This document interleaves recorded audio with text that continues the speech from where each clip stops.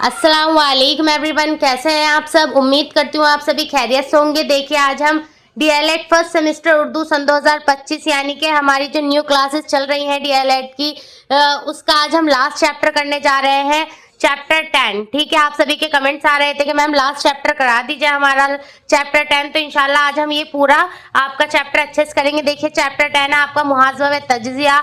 इसमें दो टॉपिक और आते हैं आपकी मादरी जबान और इबारत ख्वानी, और ये तीन ही टॉपिक आपके एग्जाम के लिए बहुत ज्यादा इंपॉर्टेंट है। ये खाली डीएलएड फर्स्ट सेमेस्टर के लिए इंपॉर्टेंट नहीं है, ये आपके डीएलएड थर्ड सेमेस्टर के लिए भी बहुत इंपॉर्टेंट है। ठीक है, तो इन टॉपिक्स को बहुत अच्छे से करिएगा। जो डीएलएड फर्स्ट सेमेस्टर के स्टूडेंट्स उनसे मैं यही कहना चाहूंगी कि अपने जो आप नोट्स बनाए इस तरीके से बनाइएगा कि आगे के आधे नोट्स रेडी हो जाएं, तो उसका आगे इतनी जगह रहनी चाहिए कि डीएलएड थर्ड सेमेस्टर के भी नोट्स वहीं इंक्लूड कर लिए जाए, क्योंकि डीएलएड फर्स्ट सेमेस्टर और डीएलएड थर्ड सेमेस्टर का सिलेबस सिमिलर है।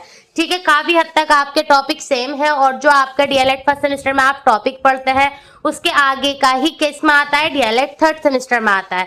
तो मैं आपसे यही कहना चाहूंगी, जो आप अपने नोट्स बना रहे हैं इस तरीके से बनाइए, इतनी जगह छोड़ के चलिएगा कि उस कॉपी में आगे इतने पेजेस हों कि आप वहां पर डीएलएड थर्ड सेमेस्टर के भी नोट्स बना सकें। ऐसे नहीं करिएगा कि एक copy DElEd first semester Urdu की बना ली, अब डीएलएड थर्ड सेमेस्टर के लिए अलग बना रहे हैं। ठीक है, ये नोट्स आप एक साथ ही बनाइएगा। चलिए, तो ये थी छोटी सी बात आपको ये बतानी थी मुझे। अब हम स्टार्ट करते हैं अपना आज का चैप्टर 10 मुहाज़ा व तज्ज़िया, मादरी ज़बान और इबारत ख्वानी। जो मेरे चैनल पर फर्स्ट टाइम आए हैं प्लीज़ चैनल को सब्सक्राइब कर दीजिएगा, वीडियो को लाइक कर दीजिएगा और इस वीडियो का प्रेफरेंस तक जरूर शेयर कर दीजिएगा। ठीक है, आज का चैप्टर करने के बाद अब बच्चों के मन में ये डाउट आ रहा होगा, ये सवाल आ रहा होगा कि मैम अब आगे क्या कराएंगी। तो देखिए, मैं आपको वैसे अब डेली एक तो क्वेश्चन पोस्ट कर रही हूँ मैं। ठीक है, आप पोस्ट किए हुए क्वेश्चन का डेली आंसर करिए। जब आप एग्जाम में जाएंगे तो आपको इतनी ज्यादा आसानी हो जाएगी, आपको कुछ नहीं करना होगा, सिर्फ पोस्ट खोल के एक बार सारे आंसर को देखना होगा। ठीक है, उससे आपकी क्या तैयारी हो जाएगी, मारूजी सवालात आपके बिल्कुल रेडी हो जाएंगे। ठीक है ना, तो एक एक जो मैं डेली पोस्ट कर रही हूँ उसके आंसर करते रहिएगा। दूसरा क्या काम करना है, दूसरा आपको अपना रिवीजन करते रहना है। तीसरा, मैं आपके क्वेश्चन पेपर मैंने बना लिया है, अभी मैं पेपर के लास्ट में, वीडियो के लास्ट में आपको पेपर भी दिखाऊंगी जो मैंने आपके वास्ते पूरा पेपर लिखा है। नेक्स्ट वीडियो आपकी क्वेश्चन पेपर की ही आएगी। ठीक है ना, सन 2016 का पेपर करेंगे हम इस वीडियो के बाद, और इंशाल्लाह सन 2016 से लेकर अब तक जितने पेपर हुए हैं आपके, हम सारे पेपर वन बाय वन करेंगे। तो ठीक है, आपको डेली क्लास लेनी है, कोई भी अपनी क्लास मिस नहीं करनी है। जो टॉपिक आपकी समझ में नहीं आया है, चाहे मैंने वो करा दिया हो पर आपकी समझ में नहीं आ रहा हो, तो प्लीज कमेंट्स करके मुझे बता देना, मैं उसको एक बार दोबारा करा दूंगी। ठीक है ना, बिल्कुल परेशान होने की जरूरत नहीं है। जो नए बच्चे आ रहे हैं कि मैम हमारे पास बुक नहीं है, हमें बहुत प्रॉब्लम हो रही है, हमारे आसपास बुक अवेलेबल नहीं है, यही आपके कमेंट्स आ रहे थे, तो देखिए आप बिल्कुल परेशान नहीं होइए। मैं फिर बोल रही हूँ, बुक्स नहीं है कोई बात नहीं, पर आपके पास आप मैं प्रॉपर नोट्स बनवा रही हूँ, इस नोट से ही आपका पूरा पेपर आएगा। और यकीन नहीं आ रहा हो तो आप प्रीवियस ईयर पेपर देख लीजिए, जितना मैंने पढ़ाया है सारा उसी में से ही आपके पेपर है। ठीक है, कुछ भी एक आध क्वेश्चन ऐसा भी नहीं है जो आउट हो। मैंने आपके सारे ही सन 2016 से लेकर अब तक सारे क्वेश्चन पेपर देखे हैं, और एक भी टॉपिक ऐसा नहीं है जो मैंने नहीं कराया। सिर्फ आपका एक टॉपिक था इबारत ख्वानी की, कुछ किस्में थी जो रह गई थी, वो भी आज हम इस चैप्टर में कंप्लीट कर लेंगे। तो बिल्कुल भी टेंशन नहीं लेनी है। बुक नहीं है कोई बात नहीं, प्लीज अपने नोट्स बनाइए, बुक के पीछे अपना टाइम वेस्ट नहीं करिए, हमारे पास इतना टाइम नहीं है। आप सब जानते हैं जुलाई लास्ट में, अगस्त के फर्स्ट वीक में आपके एग्जाम हो जाएंगे। ठीक है, बच्चे यही कमेंट्स कर रहे थे अब कब एग्जाम होंगे, तो जुलाई लास्ट या आपके अगस्त के फर्स्ट वीक में एग्जाम हो जाएंगे। आप सभी जानते हैं मई स्टार्ट हो गया है, जून जुलाई हमारे पास 2 महीने हैं। 2 महीने यानी कि हम पे सिर्फ 60 दिन है, जिसमें हमें सारा रिवीजन भी करना है और सारे क्वेश्चन पेपर भी करना है। तो आप खुद देख लीजिए हमारे पास कितना कम टाइम है। अगर इस टाइम में आप सिर्फ बुक के लिए परेशान फिरते रहोगे तो कुछ नहीं होगा कि मैम बुक नहीं मिल रही, हमने यहाँ पे सर्च कर लिया, वहां सर्च कर लिया, सिर्फ अपने आप को थकाना है और कुछ नहीं है। ठीक है, बुक ऐसे ही होता है, नहीं मिलती है, किसी को मिल जाते हैं और आप ये सोचते हैं मैं सब कुछ बुक से ही करती हूँ, तो ऐसा कुछ नहीं है। सारे नोट्स मैंने सेल्फ में बना रखे हैं। यकीन जानिए एक एक टॉपिक के लिए मैंने पूरी बुक्स पढ़ी हैं, लाइब्रेरी गई हूँ मैंने बहुत सच में मैंने बहुत मेहनत की है, पर मेरी मेहनत का अल्लाह ने मुझे सिला भी दिया कि मैं आप तक वो पहुंचा पा रही हूँ। तो आप प्लीज बुक के लिए परेशान नहीं होइए। जितने मैंने आपके नोट्स बनवा दिए हैं प्लीज उनको देखिए। इंपॉर्टेंट क्वेश्चन की वीडियो जरूर देख लेना, जिसने नहीं देखे मैं वीडियो में लिंक दे दूंगी आपको। ठीक है, मैंने 2 वीडियो बनवा रखी है इंपॉर्टेंट क्वेश्चन की, तो आप दोनों ही देख लीजिएगा, दोनों का ही लिंक प्रोवाइड करा दूंगी मैं डिस्क्रिप्शन में। तो प्लीज अपनी इंपॉर्टेंट क्वेश्चन की वीडियो देख लीजिएगा, और मैंने ये लास्ट चैप्टर तक जितने 10 चैप्टर इन अच्छे से करिएगा, और इंशाल्लाह कल से हम सन 2016 से पेपर करना स्टार्ट कर देंगे। ठीक है, तो बिल्कुल डरने की जरूरत नहीं है। चलिए तो स्टार्ट करते हैं अपना आज का चैप्टर। लास्ट चैप्टर है चैप्टर 10, मुहाज़बा, तज्ज़िया, मादरी ज़बान और इबारत ख़्वानी। चलिए देखिए, इबारत ख़्वानी, मुहाज़बा, तज्ज़िया और मादरी ज़बान, यानी कि हमारा जो आज का टॉपिक है वो है आपका इबारत ख़्वानी, मुहाज़बा, तज्ज़िया और मादरी ज़बान। तो देख लेते हैं मुहाज़बा और तज्ज़िया क्या होता है। देखिए, तलबा की सलाहियतों को जांचना और उनकी कमियों को दूर करना मुहाज़बा और तज्ज़िया है। ये सलाहियत किसे बोलते हैं? सलाहियत बोलते हैं कैपेसिटी को, कैपेसिटी, और हिंदी में बोलते हैं इसे क्षमता। यानी कि जो एक स्टूडेंट है उसके अंदर कितनी कैपेसिटी है, कितनी कैपेबिलिटी है, क्षमता है, उसको जांचना, उनकी फिर कमियों को दूर करना। कि मान लीजिए हमने एक बच्चे के क्या करा, मुहाज़बा और तज्ज़िया के उसको जांचा, उसका मूल्यांकन करा, तो हमें पता चला कि अच्छा बच्चा ये कर सकता है और ये नहीं कर सकता। जो बच्चा नहीं कर सकता है उन्हीं को क्या कहेंगे हम आगे, उसे और सही करेंगे। तो यही क्या कहलाता है आपका मुहाज़बा और तज्ज़िया कहलाता है। यानी कि दुर्स व तदरीस के दौरान तालीमी लियाकत को जांचने का तरीका ही मुहाज़बा और तज्ज़िया है। अगर डेफिनेशन आती है मुहाज़बा और तज्ज़िया क्या है, तो आपको सिर्फ ये लिख कर आना है कि दुर्स व तदरीस के दौरान तालीमी लियाकत को जांचने का तरीका ही मुहाज़बा और तज्ज़िया है। इसमें बच्चे की कमियों को दूर किया जाता है। मान लीजिए कोई एक बच्चा है, चलिए एग्जाम्पल देके समझाती हूँ। उस बच्चे से आपके प्लस माइनस तो आते हैं लेकिन मल्टीप्लाई और डिवाइड नहीं आते। अब टीचर को कैसे पता चलेगा कि इससे ये आता है और ये नहीं आता? तो वो क्या करेगा, उसको एक प्रॉपर तरीके से उसका मूल्यांकन करेगा, बच्चे को जांचेगा, उसका टेस्ट लेगा, किसी भी थ्रू से पता कर लेगा कि अच्छे बच्चे से डिवाइड और मल्टीप्लाई नहीं आता, उससे सिर्फ प्लस माइनस आता है। ठीक है, अब वो क्या करेगा, मुअल्लिम जो एक टीचर होता है वो उस कमी को अब दूर करेगा बच्चों को, और ज्यादा से ज्यादा उसे सिखाएगा जो चीज नहीं आती है। ठीक है ना, इसी को क्या कहते हैं, यही हमारे एक तरीके से मुहाज़बा और तज्ज़िया है। उम्मीद करती हूँ बहुत अच्छे से समझ में आ गया होगा मुहाज़बा और तज्ज़िया। ठीक है, चलिए अब नेक्स्ट टॉपिक देखते हैं, मादरी ज़बान। मादरी ज़बान भी आपके लिए बहुत ज़्यादा इंपॉर्टेंट है। देखिए, मैं सोच रही थी कि आपका जो लास्ट चैप्टर होगा छोटा सा ही होगा जिसमें आपको ज़्यादा कुछ नहीं करना पड़ेगा, लेकिन जब मैंने देखा आपके 2 टॉपिक और रह गए तो मैंने इसी में ऐड कर दिया आपके लास्ट चैप्टर में। तो इस चैप्टर को बहुत अच्छे से आपको करना है, ये very very most important chapter है आपके लिए। चलिए तो देखते हैं मादरी ज़बान यानी कि मदर टंग। देखिए, सेकंड पॉइंट है हमारा मादरी ज़बान। ये भी टॉपिक आपके लिए बहुत ज़्यादा इंपॉर्टेंट है। मादरी ज़बान को इंग्लिश में मदर टंग कहते हैं और हिंदी में मातृभाषा बोलते हैं।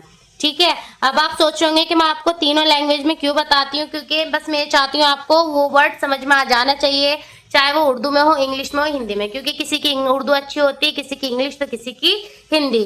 ठीक है, तो मादरी ज़बान किसे कहते हैं? देखिए, मादरी ज़बान को इंग्लिश में मदर टंग और हिंदी में मातृभाषा बोलते हैं।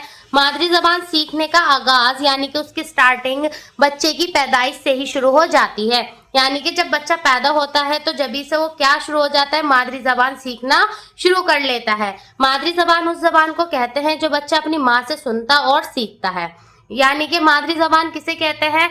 मादरी ज़बान उसे बोलते हैं जो बच्चा अपनी माँ को सुनता है और उससे सीखता है। यानी कि जो हमारी माँ भाषा बोलती है, लैंग्वेज बोलती है, जो ज़बान वो बोलती है उसे हम सुनते हैं और उसे सीख लेते हैं, वही हमारी क्या होती है, मादरी ज़बान कहलाती है।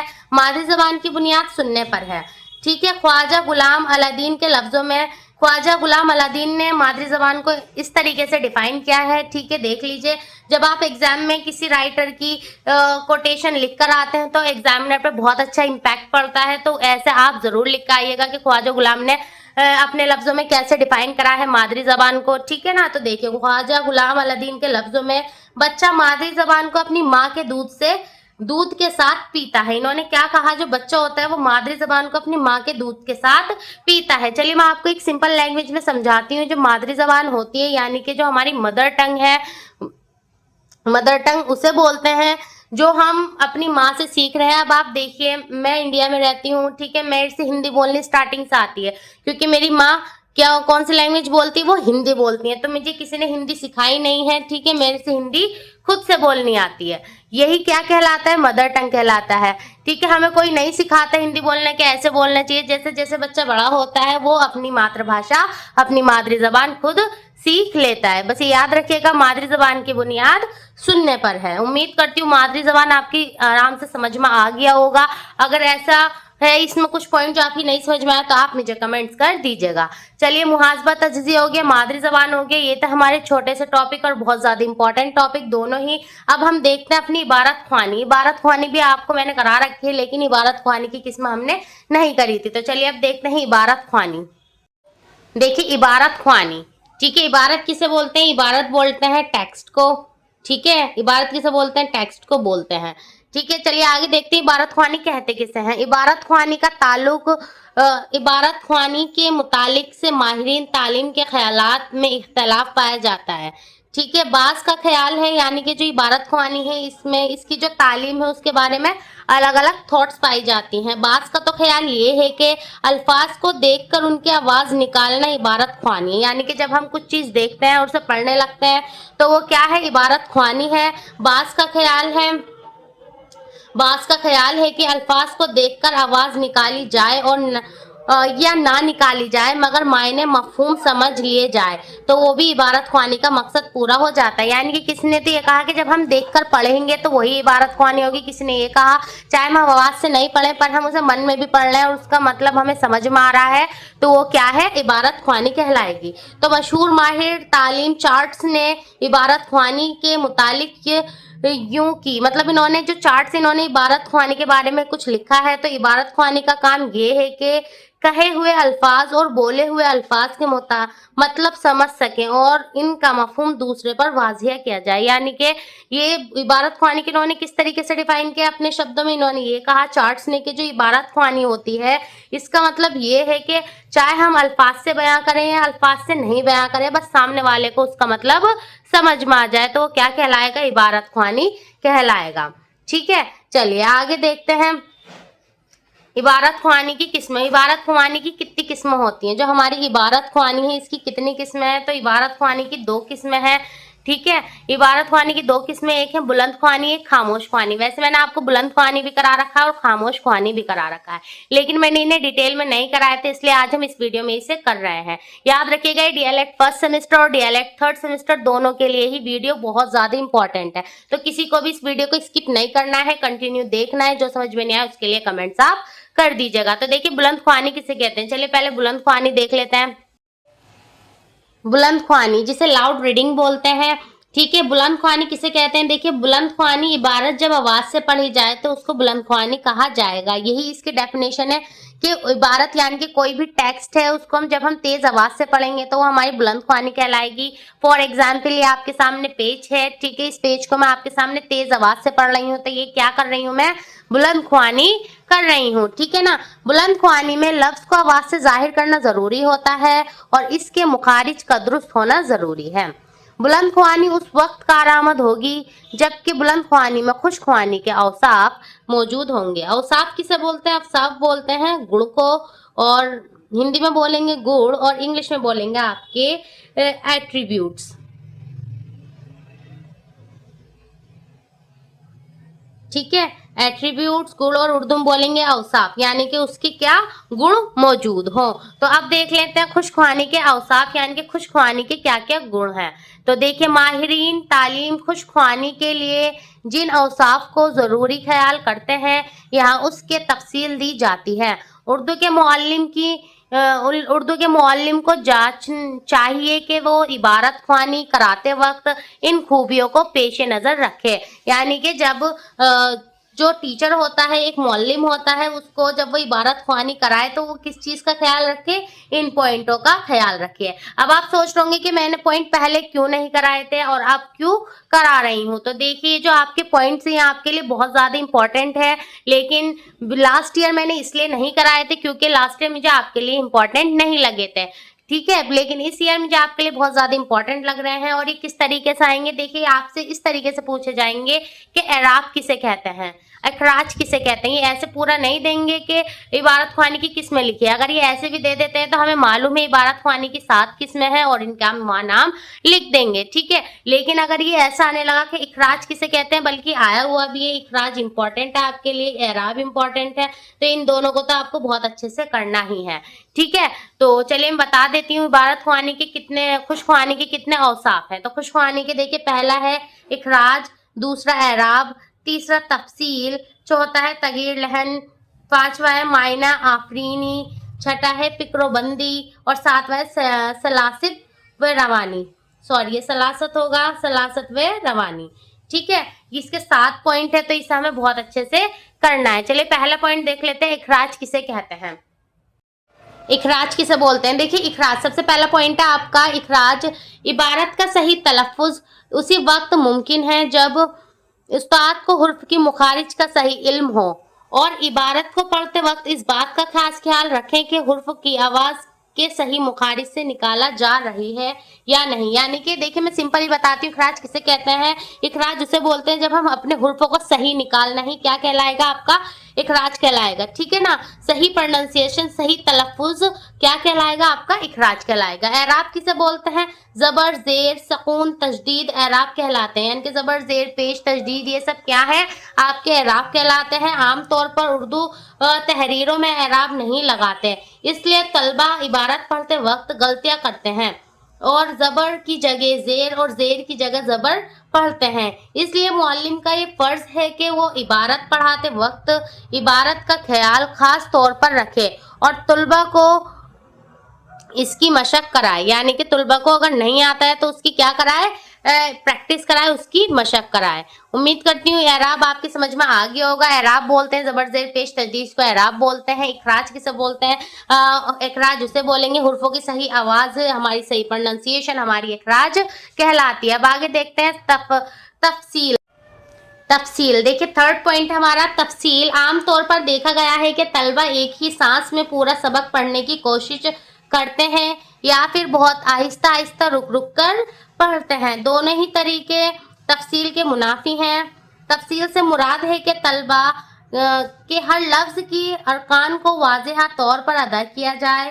पढ़ने की रफ्तार ना तो तेज हो और ना ही आहिस्ता, बल्कि दरमियानी रफ्तार से पढ़ा जाना चाहिए। देखिए तफसील किसे कहते हैं?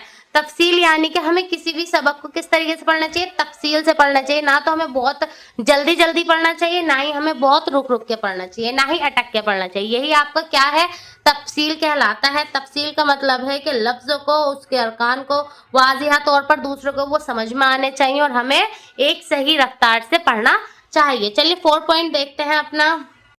देखिए 4 पॉइंट है हमारा तगीर लहन। यानी कि तगीर लहन क्या होता है? आवाज के उतार चढ़ाव को तगीर लहन कहा जाता है। तगीर लहन की वजह से इबारत ख्वानी दिलचस्प और प्रसर हो जाती है। यानी कि आवाज के जो उतार चढ़ाव होता है उसे क्या कहा जाता है? तगीर लहन कहा जाता है। और इससे क्या होती है? इबारत ख्वानी दिलचस्प और प्रसर हो जाती है। चलिए 5 पॉइंट देखते हैं। देखिए 5th पॉइंट है हमारा मायने आफरीन। इबारत ख्वानी ऐसी पर असरअंदाज में होनी चाहिए कि इबारत का मफहूम भी समझ में आ जाए। ये खूबी इबारत ख्वानी की सबसे बेहतर और बड़ी खूबी समझी जाती है। देखिए मायने आफरीन क्या है? हमारी जो इबारत ख्वानी होती है वो इस अंदाज में होनी चाहिए कि जो इबारत ख्वानी का मफहूम है, यानी कि उसका जो अर्थ है, मफहूम किसे बोलते हैं? अर्थ को बोलते हैं। उसका जो अर्थ है, उसका जो मीनिंग है वो भी समझ में आ जाए। ये खूबी इबारत ख्वानी की सबसे बेहतरीन खूबी समझी जाती है। तो इसे क्या बोलते हैं?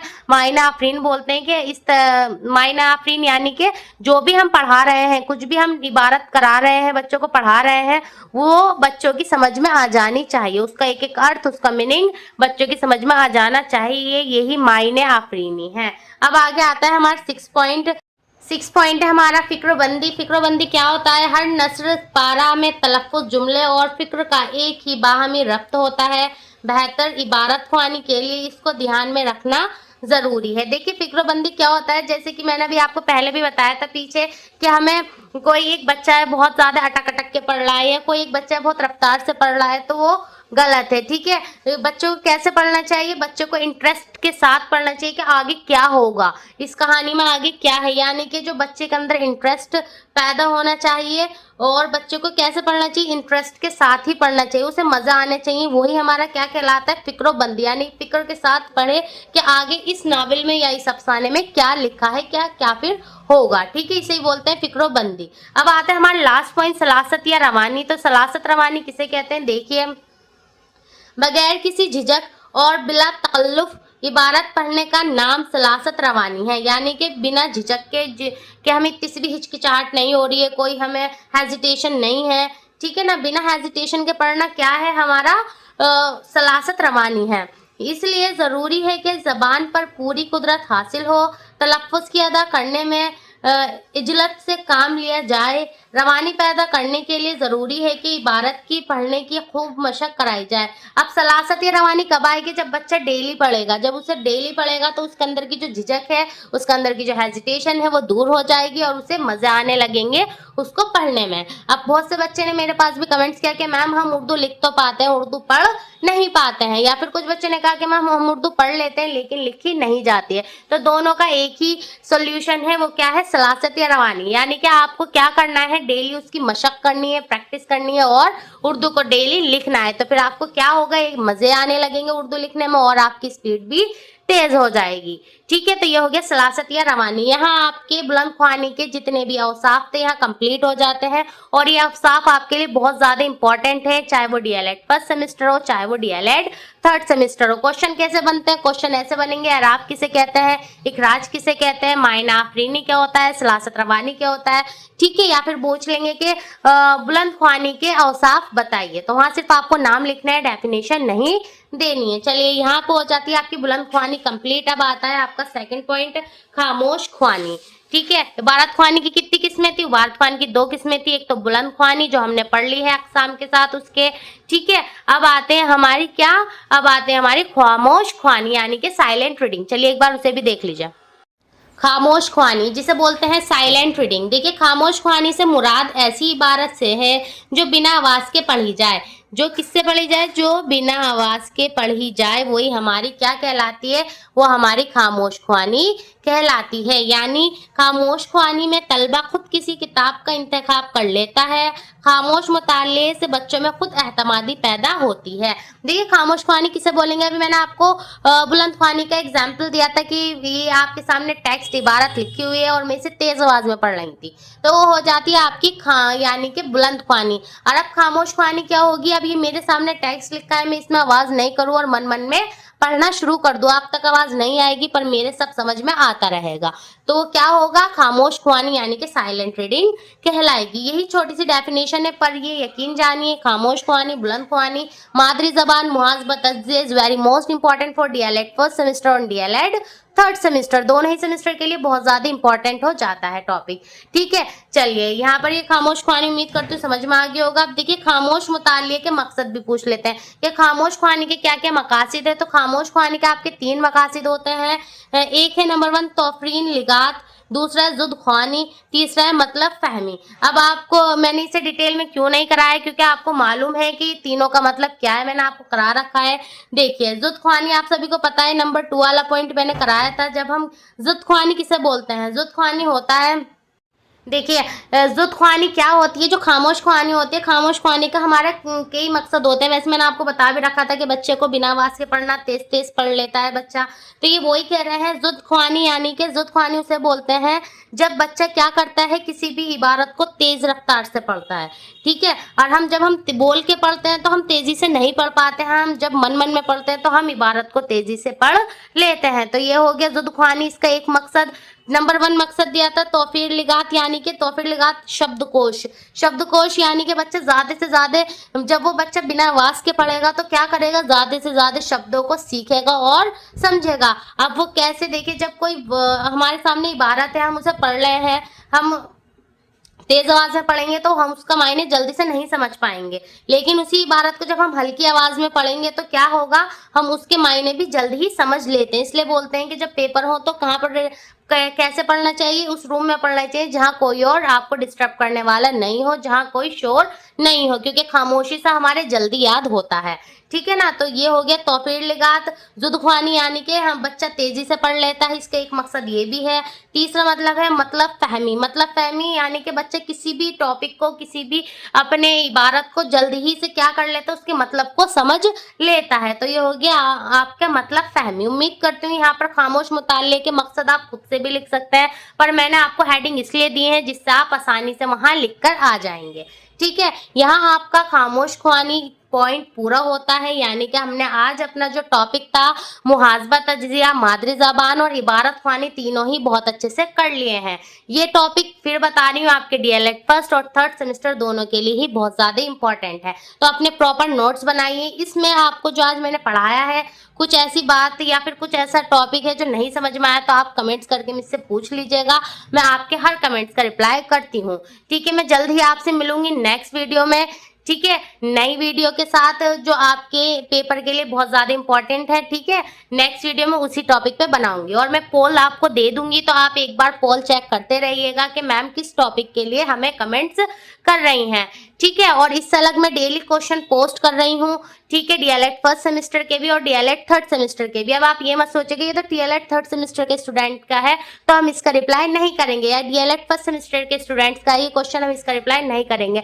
मैं फिर बता रही हूँ, डीएलएड फर्स्ट सेमेस्टर और डीएलएड थर्ड सेमेस्टर का सिलेबस सिमिलर है, तो अपनी तैयारी करते चलिए। और आंसर करने में इतना टाइम नहीं लगता है, सिर्फ आपको पोस्ट चेक करना है और आंसर करना है। ठीक है, और प्लीज लाइक जरूर कर दीजिएगा। ठीक है, तो चलिए मैं आपसे मिलूंगी फिर नेक्स्ट वीडियो में। अगर कोई डाउट रह गया हो तो प्लीज कमेंट्स के थ्रू पूछ लीजिएगा। और हाँ, चलिए इसके कुछ क्वेश्चन है, एक बार वो भी आपको दिखा देती हूँ कि इससे रिलेटेड आपसे एग्जाम में कैसे क्वेश्चन पूछे जाएंगे। एक बार उसे और देख लीजिए। ये क्वेश्चन वैसे मैंने आपको करा रखा है पहले भी, पर मैं क्यों दिखा रही हूँ, क्योंकि हमारा आज पूरा टॉपिक ही क्या था, बुलंद ख्वानी और खामोश ख्वानी। तो ये क्वेश्चन आपसे इस तरीके से पूछ सकते हैं, बुलंद ख्वानी और खामोश ख्वानी में फर्क क्या है। ठीक है, या फिर बुलंद ख्वानी की डेफिनेशन दीजिए या खामोश ख्वानी की डेफिनेशन दीजिए। ठीक है, तो आपको वहाँ किस तरीके से करना है चलिए बता देती हूँ। देखिए फर्क आता है, यानी कि इनके बीच में क्या करने के लिए आता है, उनके डिफरेंस बताइए क्या होता है। तो आपको ऐसे लिखना है, बुलंद ख्वानी और खामोश ख्वानी में फर्क मुंदरजा झेल है। बुलंद ख्वानी में से बच्चों के अंदर की झिझक दूर हो जाती है। जब हम 33 पढ़ेंगे तो आप सभी को मालूम है कि हमारे अंदर क्या आगे कॉन्फिडेंट आगा और हमारे अंदर की जो हेजिटेशन है, झिझक है, वो दूर हो जाएगी। वहीं खामोश मुताले में बच्चे में खुद एतमादी पैदा हो जाती है। बच्चे के अंदर क्या होता है, खामोश मुताले से ये होता है कि बच्चा खुद से करने सीख जाता है कि नहीं, इसे हम खुद रीडिंग कर लेंगे, सेल्फली हम इस काम को कर लेंगे। बुलंद ख्वानी से तलफ़्फ़ुज़ की सही अदायगी हो जाती है। जब हम 33 पढ़ते हैं तो हमारी सही अदायगी यानी कि हमारा प्रोनाउंसिएशन बिल्कुल ठीक हो जाता है, हम उस वर्ड को सही तरीके से बोल पाते हैं। वहीं खामोश ख्वानी में बच्चा खुद किसी किताब का इंतखाब कर लेता है, यानी कि बच्चा क्या करता है, किसी भी किताब को खुद से पढ़ लेता है। ठीक है, थर्ड पॉइंट है, बुलंद ख्वानी के जरिए बच्चा अपने बात दूसरों के आगे आसानी से बोल देता है। बच्चा जो होता है अपनी कोई भी बात सामने किसी के भी सामने आसानी से रख देता है।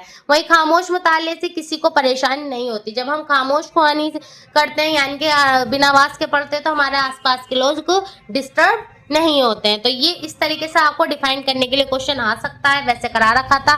दोबारा कराने का मकसद यही है क्योंकि ये टॉपिक आपके लिए वेरी मोस्ट इंपॉर्टेंट है। तो बुलंद ख्वानी, खामोश ख्वानी, समी अशिया, बसरी अशिया, मुआविन अशिया, तदरीस आलात और आपका मादरी ज़बान, मुहासबा, तज्जिया, ये जो मैंने टॉपिक के नाम लिए हैं वेरी मोस्ट इंपॉर्टेंट है, तो इनको प्लीज बहुत अच्छे से कर लीजिएगा। डीएलएड फर्स्ट सेमेस्टर के भी स्टूडेंट और डीएलएड थर्ड सेमेस्टर के भी स्टूडेंट। चलिए, तो मैं आपसे मिलूंगी नेक्स्ट वीडियो में।